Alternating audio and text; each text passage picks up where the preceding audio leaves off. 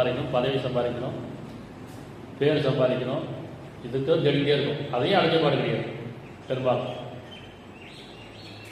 திரும்பி பார்த்தா வயசு போயிடுச்சு, ஆரோக்கியம் போயிடுச்சு, இப்போ நோயாளியாக இருக்க முடியாது, எல்லாம் எதுவும் சாப்பிட முடிய மாட்டேங்குது, எல்லாம் வந்து அனுபவிக்க முடிய மாட்டேங்குது.